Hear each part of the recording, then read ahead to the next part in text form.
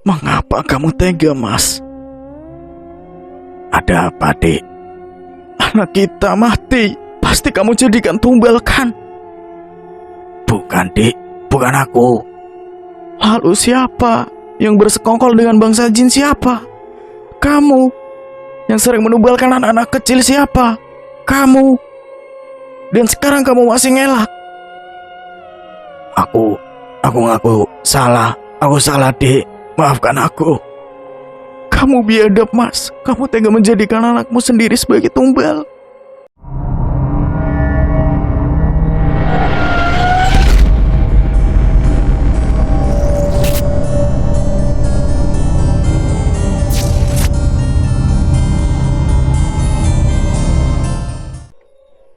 Rumah sakit jiwa Sumber Sehat, tempat di mana aku bekerja dan menghabiskan waktu keseharianku.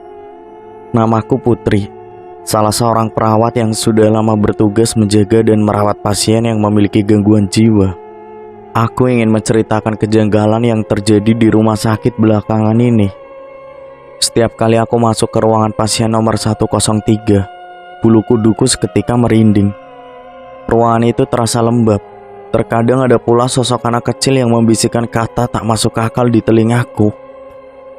Jangan rawat dia jahat, ujar suara anak kecil tersebut. Seperti ada hal yang tidak biasa dengan pasien yang kurawat. Semua berawal dari malam itu. Tepat di pukul 12 malam, pasien yang bernama Bapak Adi datang ke rumah sakit. Ia hanya diantarkan oleh seorang wanita yang tidak lain adalah istrinya. Tolong rawat suami saya ya, Dok. Jika dia tiada cukup beritahu saya. Tapi jangan minta saya untuk mengurus jenazahnya. Saya serahkan kepada rumah sakit ini, ucap perempuan itu. Petugas yang berjaga kala itu pun hanya bisa mengiyakan permintaan tersebut dan kemudian langsung membawa Bapak Adi menuju kamar 103. Sosok Pak Adi sangat berbeda dengan pasien lain. Pasien lain akan mengamuk atau menangis ketika pertama kali datang ke rumah sakit jiwa. Namun hal tersebut tidak dilakukan oleh Pak Adi.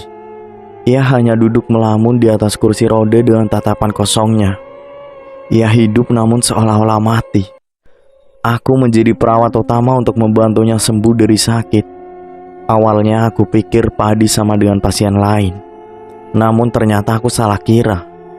Kejanggalan yang aku dapatkan selama merawatnya berasal dari tubuh Pak Adi sendiri, bukan dari rumah sakit tempatku bekerja.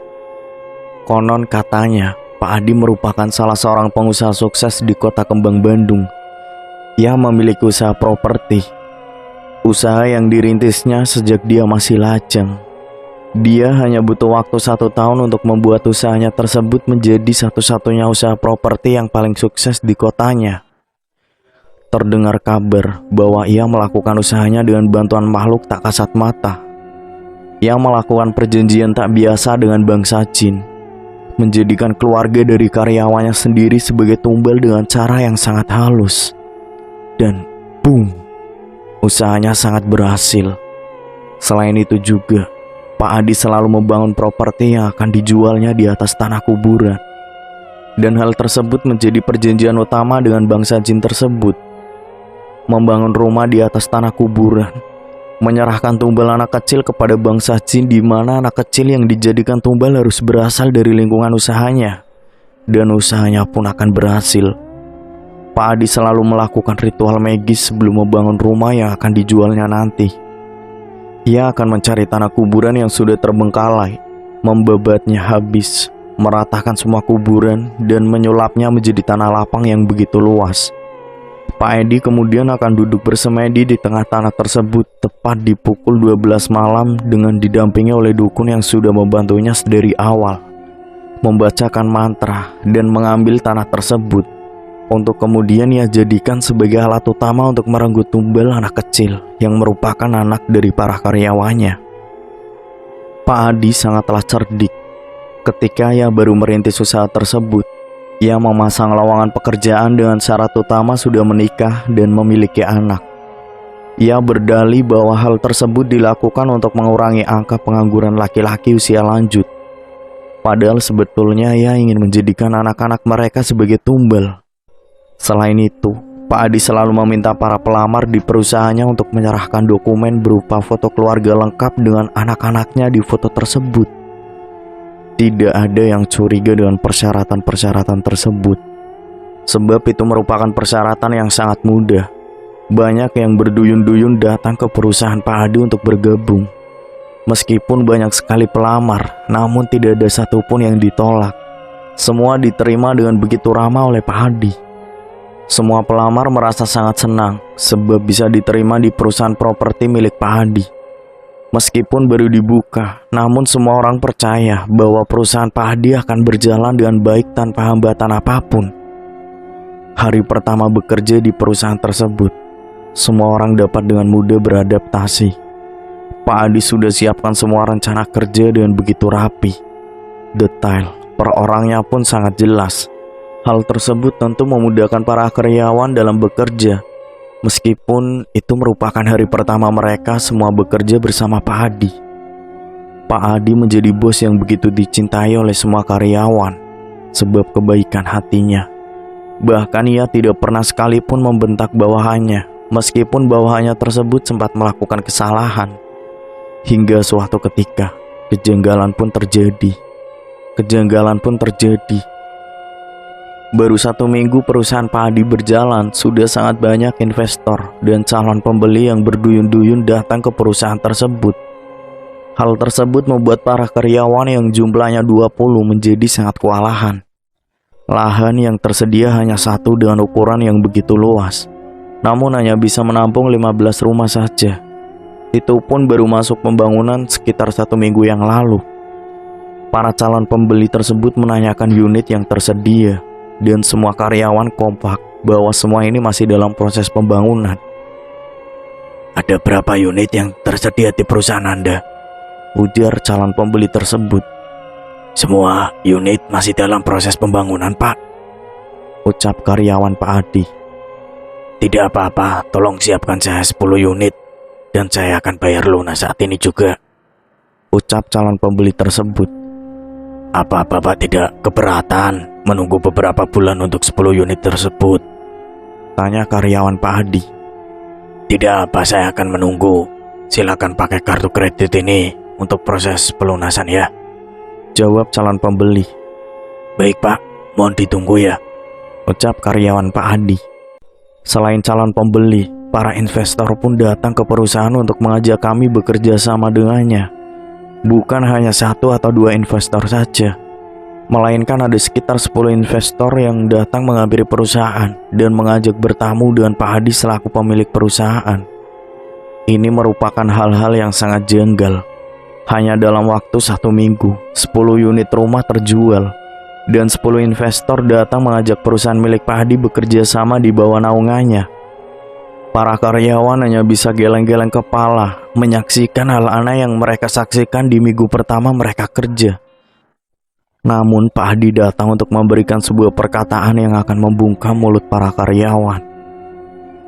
"Saya melakukan promosi besar-besaran, sehingga tidak heran jika mereka pun datang," ucap Pak Adi. "Tapi Bapak sangatlah hebat," puji salah seorang karyawan.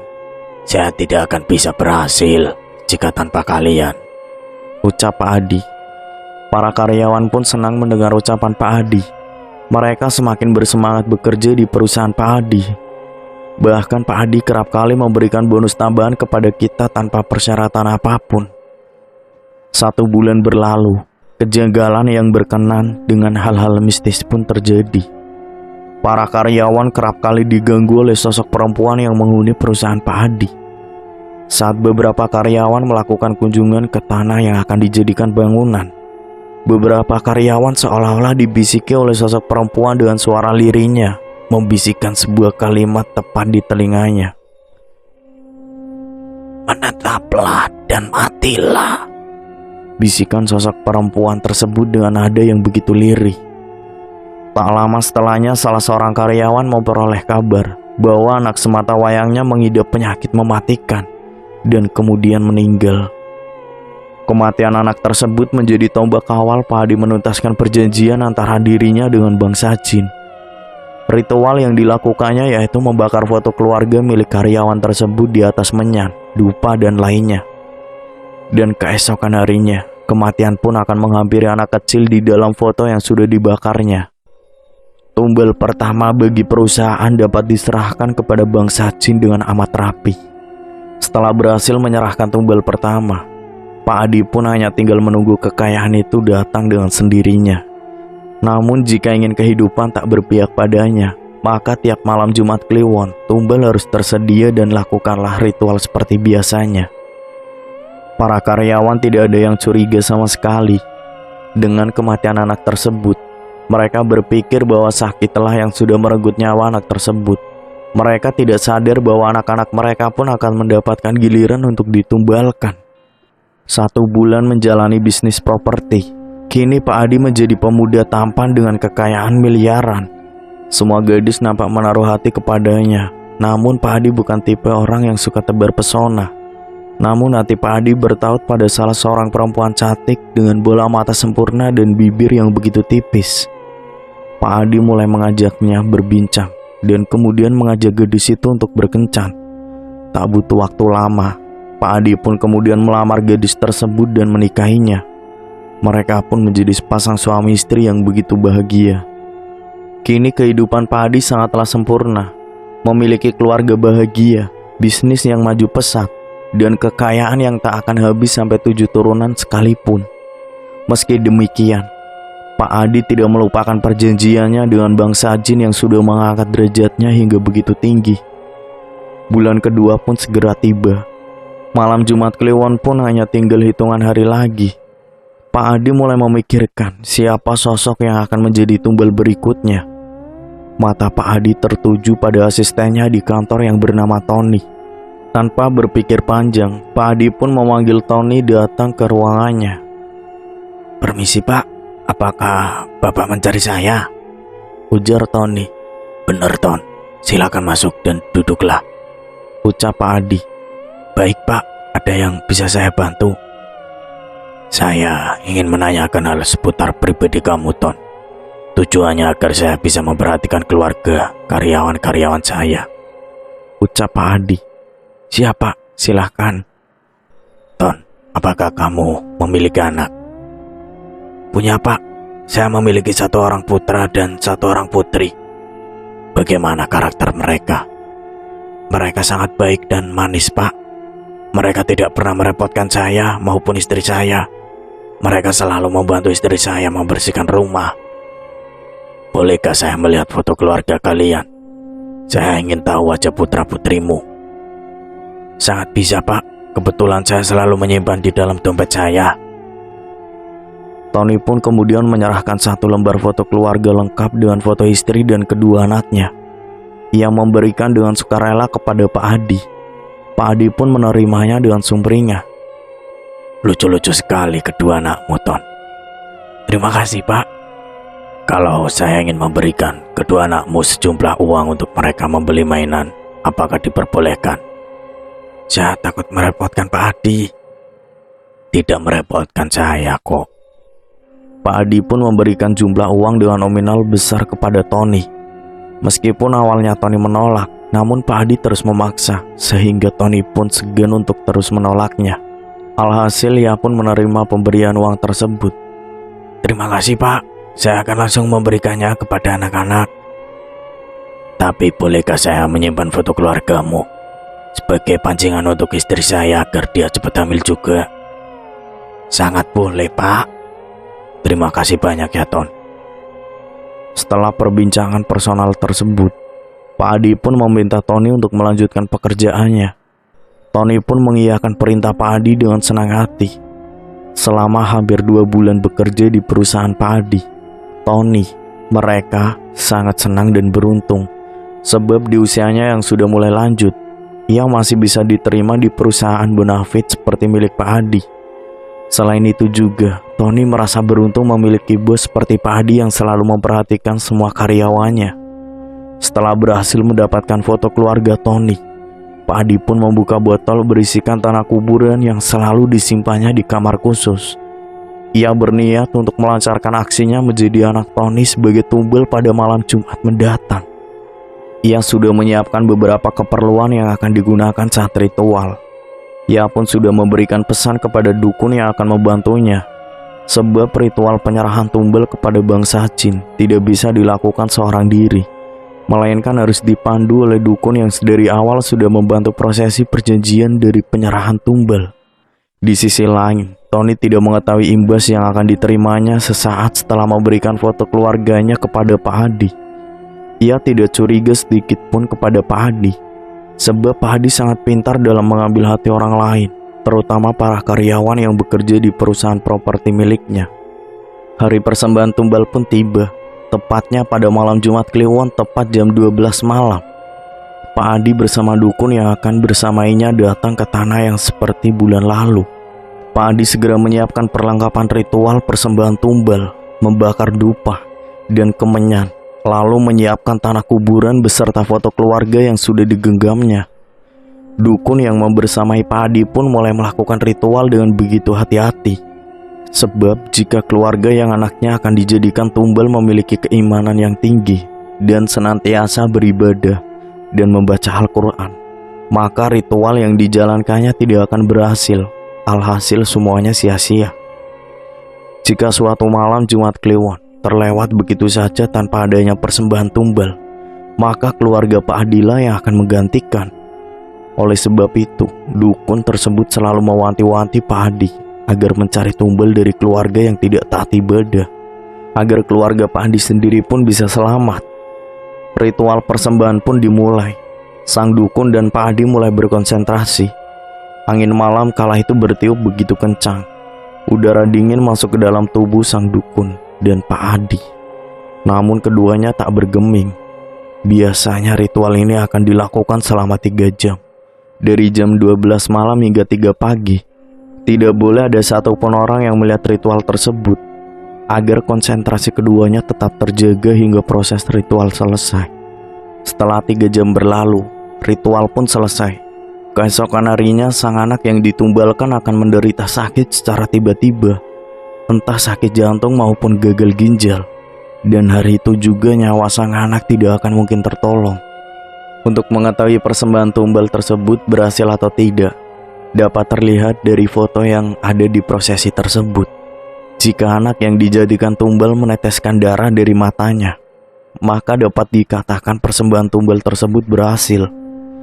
Setelah melakukan prosesi persembahan tumbal, Pak Hadi akan memberikan beberapa kalimat untuk persembahkan secara khusus kepada bangsa jin.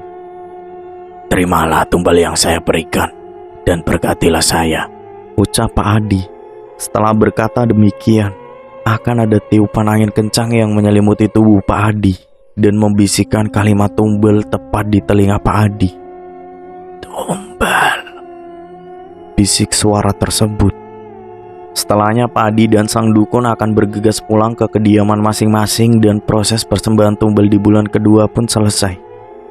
Sesampainya Pak Hadi di rumah, sang istri langsung menyambutnya dengan begitu manis, layaknya pengantin baru pada umumnya. Sang istri tidak tahu bahwa suaminya melakukan perjanjian tak semestinya dengan bangsa jin, dan selalu mempersembahkan tumbal kepada bangsa jin tersebut di tiap malam Jumat Kliwon. Pak Hadi hanya bilang kepada istrinya bahwa tiap malam Jumat Kliwon ia tak akan berada di rumah. Ia akan menginap di kantornya untuk menjaga isi kantor tetap aman. Sang istri pun tak menaruh curiga kepada Pak Hadi. Ia begitu percaya dengan suaminya tersebut, sebab sosok Pak Hadi di matanya adalah pria yang sangat baik dan selalu bertanggung jawab. Keesokan harinya, seisi kantor diributkan dengan kematian anak Tony yang mendadak. Berbeda dengan bulan lalu. Jika bulan lalu saat ada kabar kematian seluruh isi kantor acuh tak acuh, maka hal tersebut tidak berlaku di bulan kedua ini. Sebab Tony adalah salah satu karyawan yang memiliki pengaruh besar dan selalu berkomunikasi dengan karyawan-karyawan lain. Selain itu, Tony pun merupakan sekretaris dari Pak Hadi, sehingga tidak heran jika kabar kematian anaknya terdengar hingga seluruh isi kantor. Di samping itu, keluarga Tony terkenal dengan keluarga yang selalu menerapkan pola hidup sehat, sehingga sangat aneh jika anaknya tewas mendadak karena sakit jantung. Tony pun sangat terpukul dengan kematian anaknya yang begitu mendadak. Saat azan subuh berkumandang, anak pertamanya tiba-tiba menjerit kesakitan, seolah-olah ada pisau tajam yang menancap di leher dan jantungnya. Tony dan istrinya pun kaget dan bergegas menuju kamar anaknya tersebut. Selang beberapa menit kemudian, anak Tony pun tewas. Suasana hari itu sangatlah kacau. Setibanya di kantor, Pak Adi pun berpura-pura menanyakan kepada para stafnya tentang kejadian yang terjadi saat itu. Seluruh staf pun memberikan informasi anak Tony yang tewas seketika. Selepas itu, Pak Adi memerintahkan seluruh staf untuk datang bertakziah ke rumah Tony sebagai bentuk bela sungkawa. Pak Adi pun turut serta ikut ke rumah Tony. Sesampainya di rumah Tony, suasana berkabung sangatlah kentara. Seluruh staf kantor satu persatu menyampaikan bela sungkawa tak terkecuali Pak Adi. Pak Adi juga memberikan uang duka kepada Tony dalam jumlah yang besar. Seluruh staf melihatnya dan memberikan sanjungan kepada Pak Adi.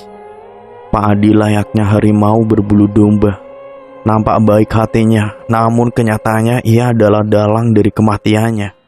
2 bulan berjalan dengan sangat mulus tanpa kendala apapun. Pak Adi merasa senang akan pencapaiannya tersebut, dan ia berpikir bahwa persembahan tumbal kepada bangsa Jin adalah hal yang sangat mudah. Selain itu, citranya di masyarakat dan di kantor sangatlah bagus. Tidak ada satupun orang yang berbicara buruk tentangnya. Saat Pak Adi sedang duduk bersantai di halaman rumahnya, tiba-tiba saja sang dukun datang dengan pakaian dukun pada umumnya. Ia datang tanpa mengabari Pak Adi terlebih dahulu. Pak Adi sangat kaget dan ia pun langsung membawa sang dukun menjauh dari rumahnya.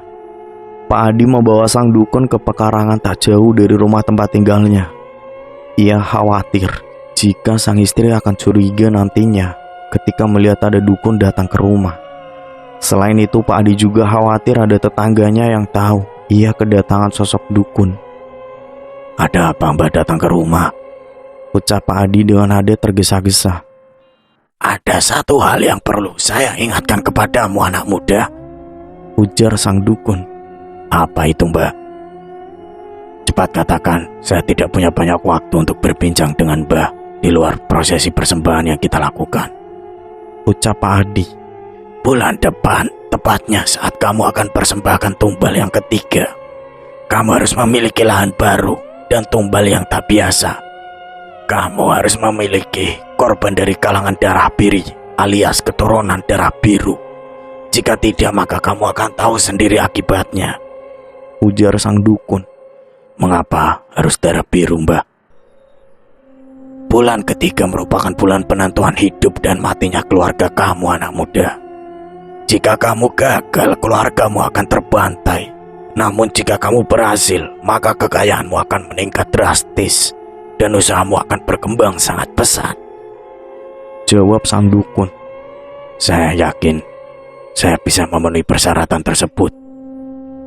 Satu hal lagi, persembahan ketiga dan seterusnya kamu akan melaksanakannya sendiri. Saya hanya akan memantau kamu." "Mengapa demikian?"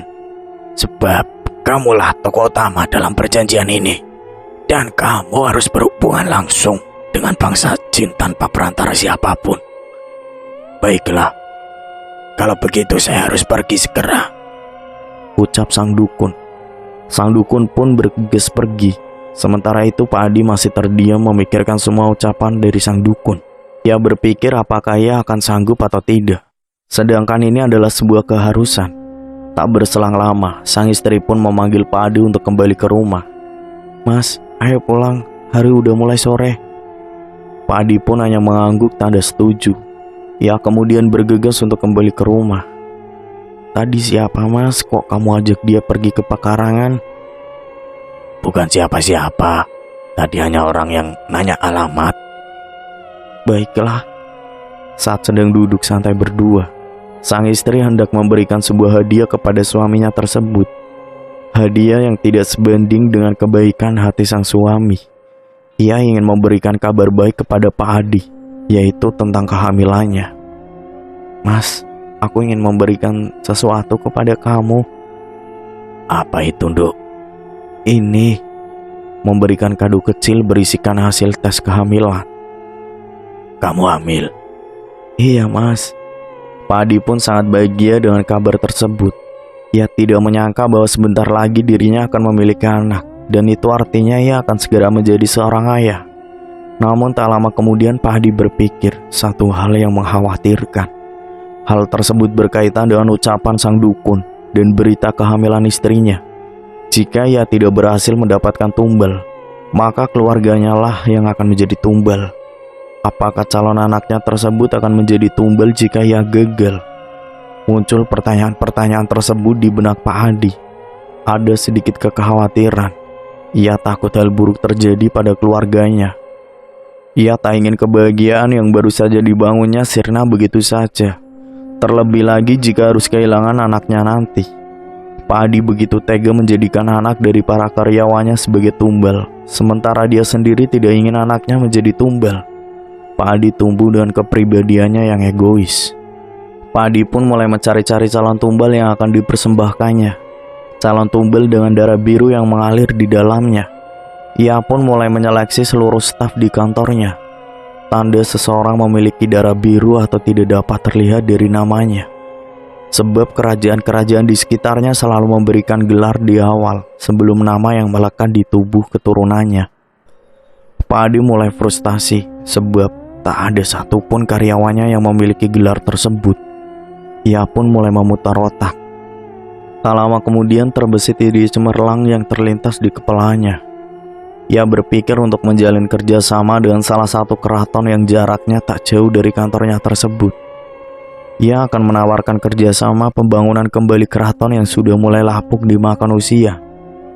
Keesokan harinya, Pak Adi pun mulai bersiap-siap untuk datang ke keraton. Ia bertemu dengan salah seorang staf di sana dan kemudian mulai berbincang perihal kerjasama. Pihak keraton terpikat dengan perkataan Pak Adi yang begitu manis. Pak Adi mengatakan bahwa ia akan menyulap bangunan keraton tanpa mengubah nilai sejarah yang melekat di tiap bangunannya tersebut. Tak butuh waktu lama untuk menemukan kesepakatan. Namun ada satu syarat yang Pak Adi ajukan kepada pihak keraton. Ia ingin salah satu keturunan di keraton tersebut, khususnya yang sudah berkeluarga, bisa bergabung di perusahaannya tersebut agar terjalin kerjasama yang baik dan mudah antara keduanya. Pihak keraton pun menyanggupi, dan ia menunjuk salah seorang keturunan yang silsilahnya cukup jauh dari raja sekarang untuk bisa bergabung di perusahaan properti milik Pak Adi. Pak Adi sangat kegirangan sebab ia dengan mudahnya bisa mendapatkan karyawan yang memiliki garis keturunan darah biru. Nama panggilannya Ageng. Ia memiliki garis keturunan kerajaan. Ia memiliki darah biru. Pak Adi pun mencoba mendekatinya dan membuat sosok Ageng ini nyaman bekerja dengannya. Pak Adi memberikan beberapa fasilitas tak biasa kepadanya. Ucapan Pak Adi pun begitu santun. Kerap kali Pak Adi memberikan bonus dalam jumlah banyak. Meskipun baru bergabung, namun Ageng sudah merasa nyaman bekerja dengan Pak Adi. Selain itu, beban tugas yang diberikan Pak Adi kepadanya tidak begitu banyak, sehingga Ageng masih memiliki banyak waktu untuk melakukan hal-hal lain di luar kewajibannya. Suatu hari, Pak Adi memanggil Ageng untuk datang ke ruangannya. Hal yang sama dilakukan kepada Tony dulu pun dilakukan Pak Adi kepada Ageng. Pak Adi menanyakan beberapa pertanyaan pribadi kepada Ageng. Tanpa ada rasa curiga sedikit pun, Ageng pun menjawab semua pertanyaan Pak Adi secara jelas dan rinci. Ketika Pak Adi menanyakan perihal anak, Ageng pun sangat senang sebab ada orang lain yang peduli terhadap anaknya. Ageng pun memberikan foto anak semata wayangnya kepada Pak Adi. Setelah mendapatkan apa yang dimau Pak Adi pun meminta Ageng untuk kembali menjalankan pekerjaannya sebaik mungkin. Tersisa waktu 1 minggu lagi menuju malam Jumat Kliwon. Pak Adi sudah tidak sabar untuk memberikan tumbal anak darah biru yang sudah digenggamnya kepada bangsa jin. Dan ia pun juga sudah tidak sabar untuk menjalankan semua ritualnya seorang diri. Di sisi lain, Pak Adi terus merawat istrinya yang sedang hamil. Kandungan istrinya mulai memasuki 6 minggu. Pak Adi selalu memberikan nutrisi terbaik untuk calon bayinya tersebut. Sang istri pun sangat bahagia sebab Pak Adi selalu menemaninya dan selalu menuruti apa yang ia mau. Ia sangat beruntung memiliki sosok suami seperti Pak Adi. Hari persembahan pun tiba. Seperti biasa, Pak Adi sudah menyiapkan segala sesuatunya. Sang dukun pun datang tepat waktu. Sebelum melakukan ritual, sang dukun lebih dulu memberikan penjelasan tentang tahap-tahapan persembahan tumbal malam itu. Sang dukun mewanti-wanti agar tidak ada satupun tahapan yang terlewat. Ketika itu, Pak Adi keluar rumah saat jam menunjukkan pukul 10 malam. Sang istri terbangun saat Pak Adi membuka pintu hendak keluar. Firasat aneh pun menyelimuti hati sang istri. Ia merasa sangat ingin ikut dengan Pak Adi. Namun Pak Adi keluar lebih dulu. Ia tak bisa membersamai Pak Adi. Sang istri pun berinisiatif untuk datang ke proyek Pak Adi, sekaligus membawakan bekal berupa cemilan untuk mendampingi suaminya begadang malam itu. Sesampainya di proyek, dari kejauhan terlihat Pak Adi dengan orang yang datang tempo hari sedang duduk bersila di tengah tanah yang baru saja diuruk. Belum ada satu bangunan apapun. Ia teringat bahwa suaminya tempo hari sedang mencari lahan baru untuk pembangunan komplek perumahan keduanya. Namun yang menjadi janggal ialah ketika sang istri melihat sang suami seolah-olah sedang melakukan ritual yang tak semestinya. Sang istri hanya mengamati dari kejauhan. Ia memperhatikan gerak-gerik suaminya tersebut. Ia merasa suaminya sedang melakukan pemujaan. Sang istri meneteskan air mata melihat apa yang dilakukan suaminya tersebut. Meskipun melihat dari jarak jauh, namun ia tahu betul bahwa yang dilakukan sang suami adalah tindakan yang tidak benar. Tidak akan menyekutukan Tuhan. Karena tidak tahan melihat hal tersebut, sang istri pun pulang dengan air mata yang tak henti-hentinya diusapkan. Di sisi lain, Pak Adi tidak mengetahui bahwa istrinya melihat tindakan tersebut. Keesokan harinya, istri Pak Adi memilih untuk meninggalkan rumah. Ia pergi tanpa sepengetahuan sang suami. Istri Pak Adi merasa bahwa dirinya telah dibohongi dan tertipu akan kebaikan Pak Adi selama ini. Pak Adi seolah-olah memiliki muka ganda.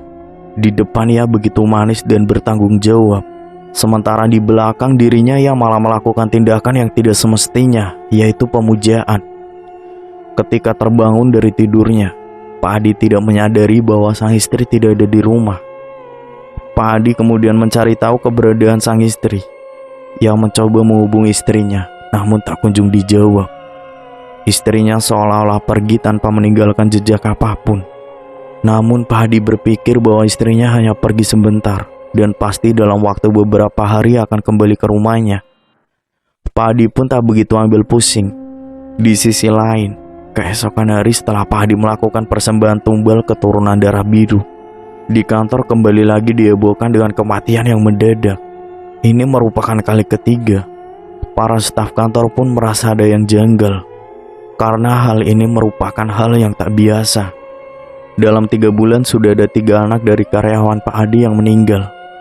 Padahal perusahaan Pak Adi pun baru berdiri selama 3 bulan. Apakah ini sebuah kebetulan semata atau memang ada unsur kesengajaan? Para staf pun terus membicarakan tentang hal itu. Sampai mereka semua merasa takut.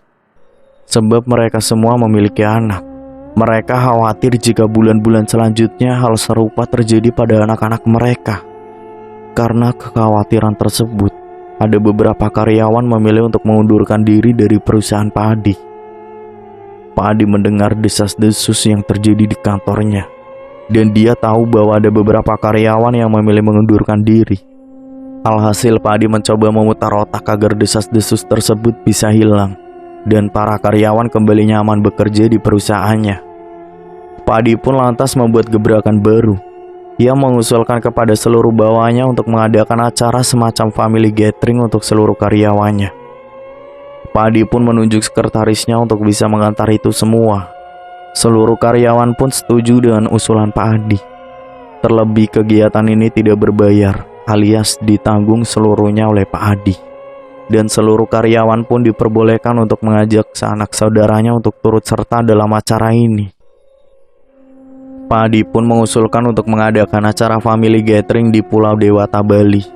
Sebab Pak Adi yakin bahwa seluruh karyawannya akan sangat antusias jika pergi ke Bali. Kegiatan tersebut akan dilaksanakan pekan depan. Dan otomatis di hari-hari tersebut kantor akan diliburkan karena seluruh karyawannya akan pergi bersama ke Bali. Di samping itu, Pak Adi merasa aneh sebab istrinya yang tak kunjung pulang. Sedangkan ia ingin mengajak istrinya tersebut untuk ikut serta dalam kegiatan kantor tersebut. Jika istrinya tak kunjung pulang, maka Pak Adi pun akan pergi seorang diri. Pak Adi masih berpikir positif jika istrinya tersebut akan pulang, karena Pak Adi merasa bahwa dirinya tak melakukan kesalahan apapun kepada istrinya tersebut. Hari pun berlalu dengan begitu cepat. Kini tiba hari di mana acara family gathering pun akan diselenggarakan. Seluruh karyawan dan keluarganya nampak begitu senang karena akan pergi ke Bali. Mereka tidak sadar bahwa kegiatan tersebut menjadi langkah cepat dari Pak Adi untuk menutupi desas-desus tentang kematian anak-anak dari karyawannya yang begitu mendadak. Pak Adi berharap setelah ini mereka tidak akan berbincang-bincang persoalan tersebut. Pak Adi berusaha dengan keras agar semua karyawannya tidak pergi dari perusahaannya. Sebab jika jumlah karyawan menjadi sedikit, maka ia akan kesulitan untuk menemukan tumbal. Setelah acara family gathering tersebut selesai dilaksanakan, seluruh karyawan pun nampak melupakan kejadian-kejadian janggal 3 bulan terakhir, dan mereka kembali memuji Pak Adi atas gebrakan-gebrakannya. Pak Adi merasa sangat lega akan hal tersebut. Itu artinya persembahan bulan keempat akan baik-baik saja, tanpa ada kendala apapun seperti 3 bulan lalu. Di sisi lain, istri Pak Adi memilih kembali ke rumah orang tuanya. Ia pun memilih merawat kandungannya seorang diri. Ia tidak ingin jika anaknya kelak tahu tentang ayahnya yang melakukan pemujaan kepada bangsa jin. Sang istri pun menutupi semua akses komunikasinya dengan Pak Adi. Di samping itu, sang istri memilih menutupi kelakuan Pak Adi dari keluarga besarnya. Ia hanya mengatakan bahwa selama hamil ia tak ingin jauh dari orang tuanya dan ingin melahirkan di kampung halamannya tersebut, bukan di tempat tinggalnya bersama Pak Adi. Keluarganya pun tak curiga tersebut, sebab wanita hamil yang memilih untuk tinggal bersama kedua orang tuanya, mereka suatu hal yang biasa dan sangat lumrah. 9 bulan pun berlalu. Selama itu Pak Adi berhasil melakukan persembahan tumbalnya tanpa kendala apapun. Ia pun kini sudah mampu memandu jalannya ritual seorang diri. Meskipun terkadang masih diawasi oleh sang dukun, itu artinya sudah genap 1 tahun Pak Adi menjadi budak dari bangsa jin. Meskipun menjadi budak bangsa jin, namun Pak Adi tidak merasa diperbudak sama sekali, sebab ia memperoleh banyak sekali keuntungannya. Sementara itu, sang istri sudah melahirkan anaknya bersama Pak Adi, seorang anak laki-laki yang begitu tampan. Namun sang istri tak kunjung memberikan kabar kepada Pak Adi selaku suaminya tentang kabar dirinya dan kelahiran putranya tersebut. Bagi dia, bersekutu dengan bangsa jin adalah suatu kesalahan yang tidak bisa diampuni oleh manusia dan Tuhannya. Pak Adi pun sadar bahwa ada satu hal yang tidak benar atas kepergian istrinya tersebut. Ia baru sadar ada hal yang tidak baik-baik saja, sebab sudah 9 bulan sang istri meninggalkan dirinya tanpa kabar apapun. Pak Adi pun mulai bertanya-tanya dalam dirinya, apakah dia melakukan sebuah kesalahan besar atau lainnya. Pak Adi pun bertekad untuk mencari istrinya tersebut sampai dapat. Selama 9 bulan, Pak Adi terlalu berpikir positif dan terlalu yakin jika istrinya akan pulang, sehingga ia tak mencari istrinya tersebut dengan sungguh-sungguh. Ia hanya fokus kepada kekayaan dan usahanya saja. Pak Adi memutuskan untuk mengambil cuti demi mencari istrinya. Ia pun yakin bahwa anak dalam kandungan istrinya tersebut sudah lahir, sebab ini sudah sekitar 9 bulan sang istri meninggalkan rumah. Di samping itu, sang istri sudah tidak begitu menghiraukan lagi tentang Pak Adi. Ia hanya fokus kepada putranya. Namun kehidupannya tersebut ditanggung secara keseluruhan oleh orang tuanya selama hamil dan melahirkan. Terkadang ada rasa tidak enak yang menyelimuti. Ia sudah terlalu sering merepotkan orang tuanya. Ia pun tidak ingin terus-terusan menjadi beban kedua orang tuanya. Selepas melahirkan, istri Pak Adi tersebut bermaksud untuk mencari pekerjaan untuk menghidupi dirinya sendiri dan putranya. Ia kemudian menyebarkan beberapa lamaran pekerjaan ke beberapa perusahaan yang tak jauh dari rumahnya. Namun tak ada satupun perusahaan yang berkenan menerimanya. Ia pun hampir putus asa, dan ia berpikir apakah sebaiknya ia kembali ke Pak Adi suaminya, atau tetap di orang tuanya. Namun jika kembali ke suaminya, ia masih tidak habis pikir akan kelakuan suaminya tersebut. Ia pun dirundung kebimbangan. Di sisi lain, Pak Adi berhasil menemukan keberadaan sang istri yang ternyata ada di rumah orang tuanya. Pak Adi merasa malu sebab ia berpikir bahwa ia tidak bisa menjaga istrinya hingga istrinya tersebut memilih pergi dalam kondisi hamil tanpa membawa apapun. Kemudian Pak Adi memutuskan untuk datang ke rumah orang tua istrinya tersebut. Ia bermaksud membujuk istrinya agar mau kembali bersamanya. Sebelum itu, Pak Adi terlebih dahulu menanyakan tentang kesalahan yang diperbuatnya tersebut. Mengapa kamu pergi dari rumah? Saya tidak nyaman. Hal yang membuat kamu tidak nyaman.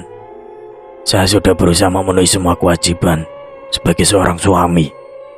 Saya sediakan kamu tempat tinggal. Kamu minta apapun saya penuhi.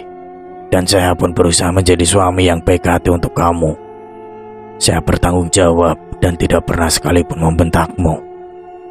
Memang betul, kamu memang suami yang sangat sempurna, tanpa celah sedikit pun. Namun ada satu hal yang ada di dalam diri kamu yang aku gak bisa toleransi, Mas. Apa? Tolong sebutkan. Kamu pergi sampai 9 bulan lamanya tanpa kabar atau apapun. Malam itu aku melihat kamu dengan seorang layaknya, seorang dukun lengkap dengan baju praktiknya. Kamu dan dia melakukan sebuah ritual yang bagiku itu tidak wajar. Kamu melakukan pemujian terhadap bangsa jin. Kamu mempersembahkan sesuatu yang aku sendiri pun tidak tahu. Apa ada hal yang kamu sembunyikan, Mas? Sejak kapan kamu tahu hal itu? Sejak aku pergi meninggalkan rumah malam itu. Aku bisa jelasin semuanya.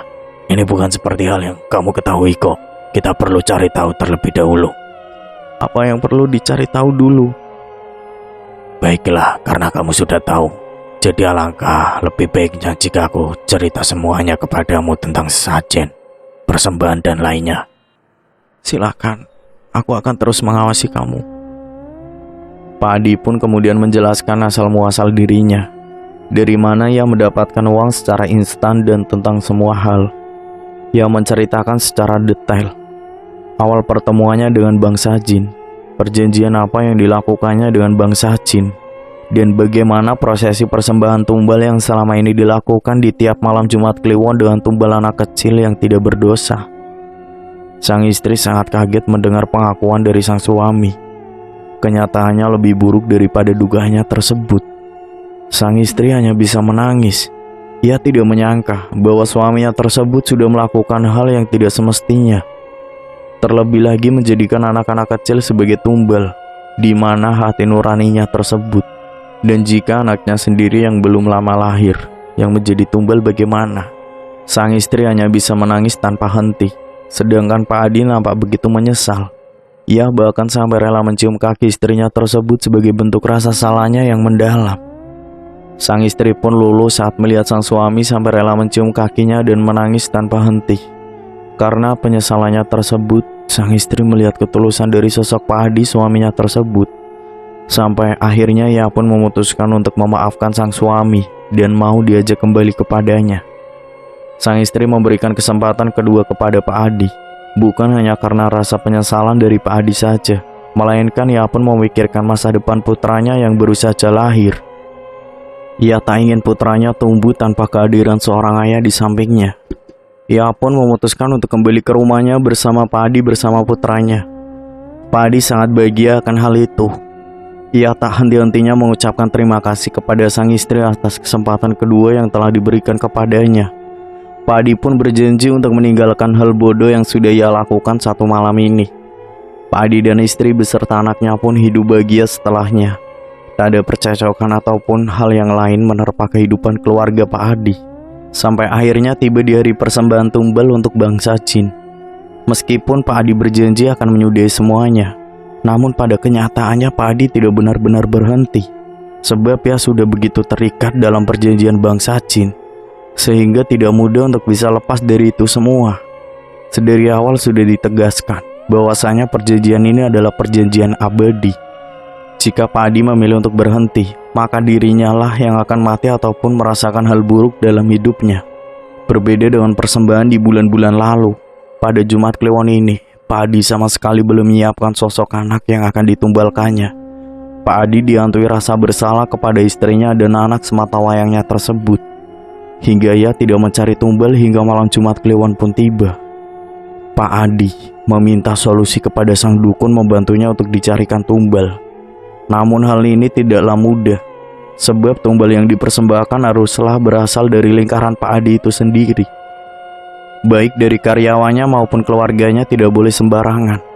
Pak Adi pun terus memohon kepada sang dukun agar dicarikan jalan keluar sebelum jam 12 malam ini tiba. Mbah, saya sama sekali belum menyiapkan persembahan. Lalu bagaimana, Mbah? Tumbal harus sudah ada sebelum jam 12 malam. Jika tidak, maka kamu akan mati atau hal buruk akan datang kepadamu, cepat atau lambat. Apa tidak ada jalan lain, Mbah? Misalnya saya memberikan sejumlah uang kepada mereka atau lain sebagainya, Mbah. Tidak bisa. Lalu harus bagaimana, Mbah? Tumbalkan putramu. Tidak mungkin, Mbah. Saya baru saja memiliki anak dan dia baru saja berumur 1 bulan. Tidak mungkin saya menghancurkan keluarga saya sendiri. Tidak ada pilihan lain. Tapi jika kamu ingin mati, ya sudah, tidak masalah. Saya tidak ingin mati, Mbah. Ya sudah, korbankan anakmu, jawab Mbah Dukun dengan tegasnya. Pak Adi pun merasa bimbang akan semuanya. Sementara jam 12 malam tinggal 5 jam lagi datang. Pak Adi kemudian datang ke kamar sang anak. Ia melihat anaknya yang sedang ditidurkan oleh sang istri. Anaknya begitu tampan dan lucu, sehat dan lengkap tanpa kurang satu apapun. Anak kita ganteng banget ya, Dik.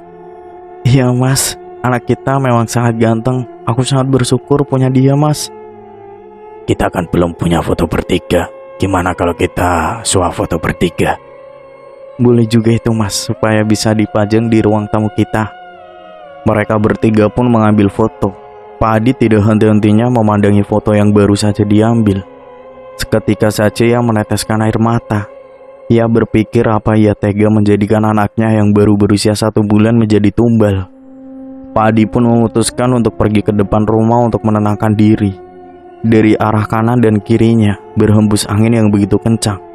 Angin tersebut membisikkan sebuah kata yang begitu aneh. Tumbalkan anakmu atau kamu akan mati. Bulu kuduk Pak Adi seketika saja berdiri. Ia merasa kata-kata itu sangat tajam dan langsung masuk ke dalam jiwanya. Tak berselang lama, Pak Adi pun memutuskan untuk pergi ke tempat biasanya yang ia memberikan persembahan tumbal kepada bangsa jin. Kini Pak Adi pun sudah membulatkan tekad untuk menjadikan anak semata wayangnya sebagai tumbal tanah kuburan di malam Jumat ini. Pak Adi benar-benar menjadi sosok yang bisa dibilang menyeramkan. Ia bahkan tega menjadikan anaknya yang baru berusia 1 bulan menjadi tumbal dari ketamakan hatinya. Ia benar-benar tega mempersembahkan anaknya untuk bangsa jin. Ia bahkan tidak berpikir tentang bagaimana istrinya mengandung selama 9 bulan. Bagaimana istrinya melahirkan hingga mempertaruhkan nyawanya. Dan bagaimana istrinya membesarkan anaknya. Pak Adi seakan dibutakan oleh ketamakannya dia sendiri. Pak Adi pun bergegas pergi untuk menuju ke tanah tempatnya melakukan persembahan. Sang dukun sudah mempersiapkan segala sesuatunya. Pak Adi mulai melakukan ritual demi ritual dengan begitu gemeteran. Ia tak menyangka bahwa dirinya akan setega itu. Prosesi persembahan dilakukan dengan begitu cepat. Yang biasanya memakan waktu 3 jam, kini hanya 2 jam sudah usai. Setelahnya Pak Adi menangis tanpa henti. Ia pun memutuskan untuk langsung pergi dari tempat tersebut. Ia bahkan tak berani pulang ke rumahnya. Keesokan harinya, sang istri merasa kaget bukan kepalang ketika mendapati putranya sudah tidak bernyawa. Badannya biru, matanya memerah, dan tubuhnya sudah begitu dingin. Sang istri sangat histeris. Ia kemudian mencoba menghubungi Pak Adi, namun tak kunjung mendapatkan respon. Sang istri kemudian menelpon kedua orang tuanya untuk datang ke rumahnya sekarang juga. Ia tak sanggup melihat anaknya sudah tak bernyawa. Tak berselang lama, kedua orang tuanya pun tiba. Mereka yang kemudian mengurus jenazah cucunya tersebut. Mereka pun menanyakan kemana perginya Pak Adi. Apakah dia tahu bahwa anaknya tewas atau tidak? Di sisi lain, Pak Adi masih tak berani kembali ke rumah. Ia tak sanggup menyaksikan anaknya tewas begitu saja karena ulahnya. Ia mengutuk dirinya sendiri. Bahkan ia seperti orang yang hampir kehilangan arah saat itu. Pak Adi tidak sanggup melihat kemarahan istrinya saat ia kembali ke rumah nanti. Istrinya pasti tahu bahwa anaknya tersebut dijadikan tumbal oleh sang suami. Mengingat sang istri tahu tentang hal bodoh yang dilakukan oleh sang suami dengan perjanjiannya bersama Bang Sachin. Sang istri tak henti-hentinya menangis hingga sang anak dikuburkan ke liang lahat. Ia bahkan sempat pingsan berkali-kali. Akhirnya sang istri pun dibawa keluarganya untuk kembali ke rumah. Sore harinya, Pak Adi pun memutuskan untuk kembali ke rumah. Ia melihat sang istri masih lemas di atas ranjang. Sang istri melihat Pak Adi dengan tatapan marahnya. "Mengapa kamu tega, Mas?" Ada apa, Dik? "Anak kita mati. Pasti kamu jadikan tumbal, kan?" Bukan, Dik. Bukan aku. "Lalu siapa? Yang bersekongkol dengan Bang Sachin siapa? Kamu. Yang sering menumbalkan anak-anak kecil siapa? Kamu. Dan sekarang kamu masih ngelak." Aku ngaku salah. Aku salah, Dik. Maafkan aku. "Kamu biadab, Mas. Kamu tega menjadikan anakmu sendiri sebagai tumbal. Kamu tidak layak disebut manusia." Ampuni aku, Dik. Ampuni aku, Dik. "Pergi kamu sekarang. Aku gak sudi melihat kamu. Aku udah gak sudi menjadi istri kamu lagi." Pak Adi pun kemudian pergi dari rumahnya. Ia kembali ke kantornya untuk sekedar singgah, namun sesampainya di kantor, semua stafnya sudah tahu bahwa Pak Adi lah dalang dari kematian bertubi-tubi di kantornya tersebut. Semua staf pun memutuskan untuk keluar dari perusahaan Pak Adi. Selain para staf, para investor, dan perusahaan yang bekerja sama dengan Pak Adi, semuanya memutuskan untuk mundur. Dan kini Pak Adi benar-benar seorang diri. Pak Adi merasa sangat hancur. Niat hati ingin menyelamatkan anaknya, malah ia terkena batunya. Bahkan ia dinistakan melebihi apapun. Ia kini hidup namun seolah-olah mati. Ia kehilangan anaknya, istrinya, keluarganya, para karyawannya, dan semua kekayaannya. Pak Adi kini pun hanya bisa menangis, dan menangis. Perlahan-lahan kejiwaannya pun terganggu.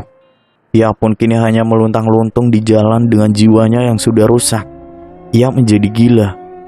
Bahkan bukan hanya itu, setiap harinya banyak arwah anak kecil datang kepadanya.